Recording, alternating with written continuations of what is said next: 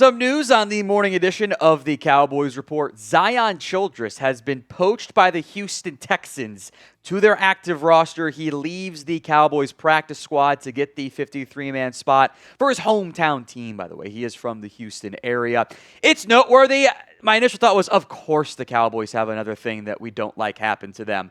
I don't think it's the end of the world, though. Childress wasn't on the active roster. He was a practice squad player. He was playing behind Reddy Stewart, who I thought had actually done some solid stuff as a nickel option. In theory, emphasis on theory, Savone Revel, Kalen Carson are going to make their returns in the not-too-distant future as well for the Cowboys at corner, which kind of limits the path to playing time for Zion Childress. Hopefully, I don't want to cheer against the guy, but hopefully it's not another example of Cowboys player leaves and has more success elsewhere. Coming up next on today's show, the majority of today's video, we're going to check in on a few notable players who you guys have asked about. Justin Simmons, Chauncey Gardner-Johnson, who is the roster spot filled by Zion Childress, by the way, in Houston, funnily enough. We'll talk about Stephon Gilmore and more, who might be able to help the Cowboys right now. That's still, kind of up in the air at this time. But we'll break that down, free agency focused on today's show. Before we get into that, I want to catch the Niners report in shares, not counting shorts on these videos or live shows, just on-demand videos. We're down by 60. That's very catchable for the Cowboys report. So help us out. Share today's video on social media, please, and thank you. Let's go then to one of the bigger free agents now available. Chauncey Gardner-Johnson, CJ Gardner-Johnson, goes by both. Should the Cowboys have interest? I saw it in the comments. I saw it on social media too. Lots of you guys have interest in adding Gardner-Johnson. He's a name most of us know. And part of it is the Cowboys' safeties, especially post-week 1, have not fared very well. Malik Hooker and Donovan Wilson have not been very impressive. Yeah, Wilson was a captain, but they were putting out Wanye Thomas for at least a couple times over the past 2 weeks, which is noteworthy.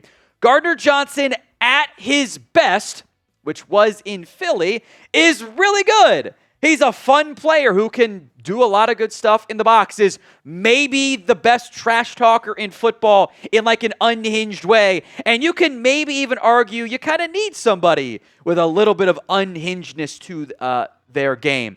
There are red flags here. Aaron Wilson, who also broke the Zion Childress news, by the way, and ESPN reporting some of the issues that led to the release. Multiple blown assignments per game per ESPN where he just wasn't following the zone match coverage principles and allowed big plays.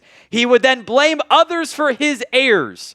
He has criticized teammates, apparently, specifically mentioning someone was getting paid too much. A shot at Jalen Petrie, essentially, I assume. Complained about his role, wanted to blitz more. Also requested a trade from Houston.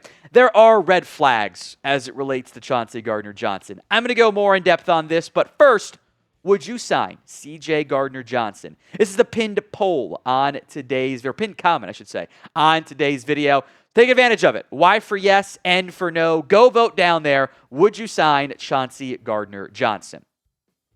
I understand the general interest in Chauncey Gardner-Johnson. You have safety issues. He's been good in the past. The issues, though, that he ran into in Houston, criticizing teammates, not following his assignments properly, requesting a trade, all of those scare me because those could absolutely happen again with the Dallas Cowboys. In some ways, he's like intrusive thoughts personified, which sometimes lead to good plays and sometimes don't. I'll throw him under the high-maintenance player bucket. And you're fine with a high-maintenance player if he's getting 6 picks a season. But there's a reason why it's been a new team each year for Gardner-Johnson. Twice with Philadelphia in that time frame, but this would be his 6th team in 5 years. That's kind of a red flag. I don't know if the level of play that Gardner-Johnson currently offers is worth it. But I don't know if it's not worth it. You should do your due diligence here because I think you need to be looking at options to upgrade your defense with how bad it's been through the first 3 games of the season. It might simply make more sense to just play Marquise Bell, who you paid, and or Wanye Thomas more. That actually might be a valid solution to try. Or maybe you could go pursue a different free agent. There's one guy that I am surprised is unsigned, which is a red flag. He's unsigned, to be fair, but I think is worth having a conversation on. We'll get to that here in just a second. But first, Today's show is made possible by Omaha Steaks. You can get an extra $35 off with promo code Cowboys at checkout on top of their ongoing Red Hot sale event, which is already 50% off. So massive savings to be had with Omaha Steaks. They offer unrivaled quality and variety. Every bite is backed by their 100% guarantee.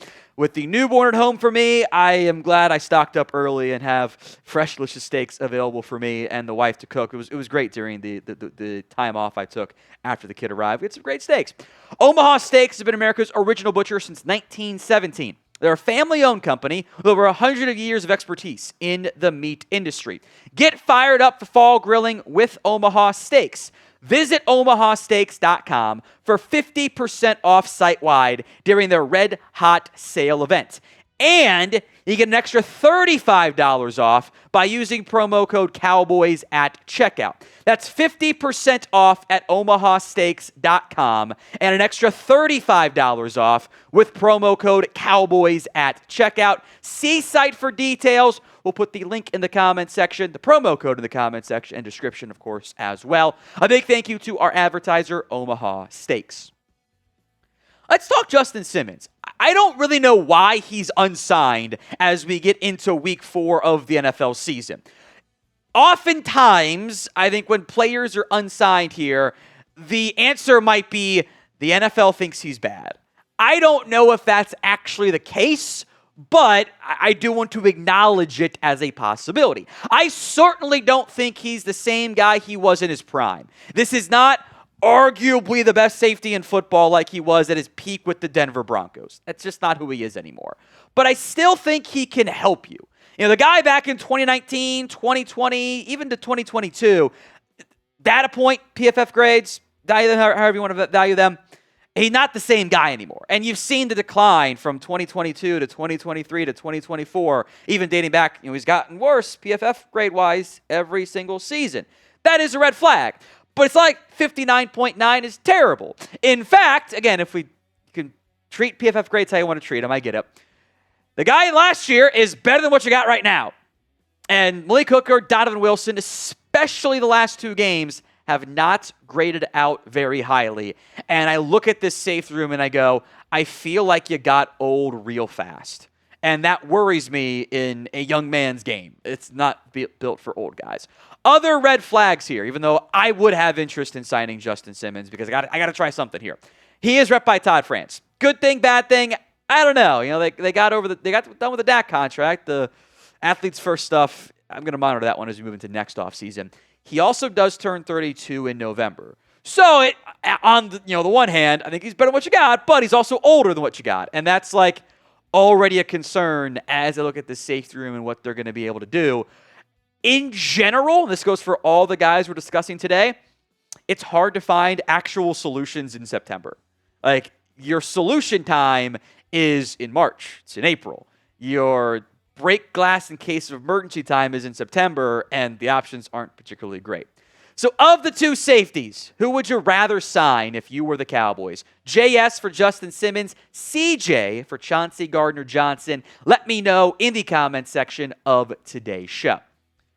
We haven't talked Stephon Gilmore in a while. It's probably time, given the way the Cowboys corners have played, especially with DeRon Bland banged up, although he might be back this week, which hopefully is a good sign for the Dallas Cowboys. Gilmore is falling in the same bucket of like, a little surprised he's unsigned. I thought he'd sign about a month ago, right before the season started. Has not.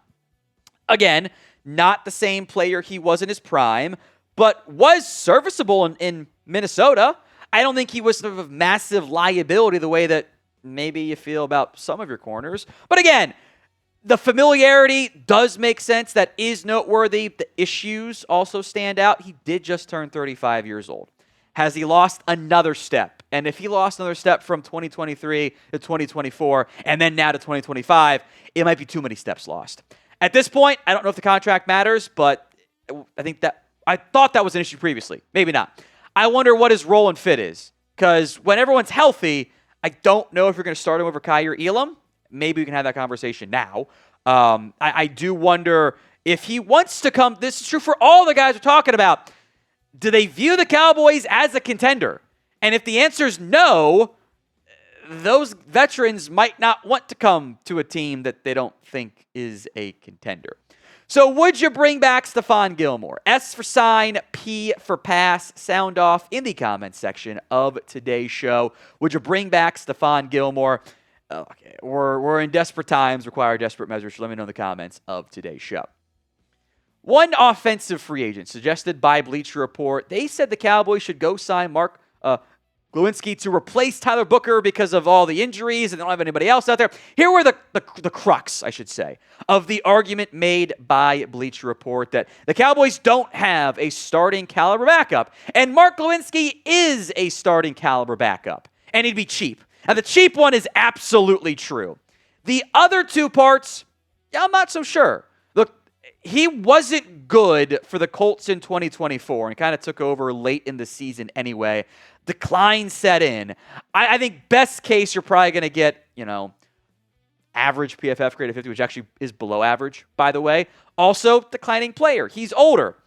TJ Bass, last 2 years, I think has been better than Mark Lewinsky was in 2024. PFF grades agree, by the way. Again, it's PFF, so asterisk it if you need to. I totally get it.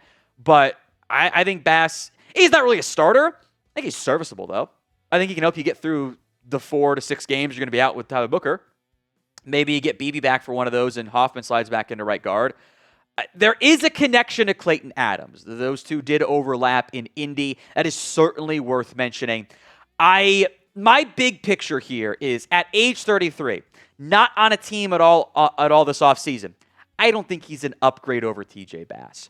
However, especially now with Zion Childress off to Houston, you have a practice squad spot open. I actually would like him as a practice squad option. Veteran guy, knows Clayton Adams, could be a break glass in case of emergency fit. Active roster, no. Starting, no. Extra depth, don't hate it.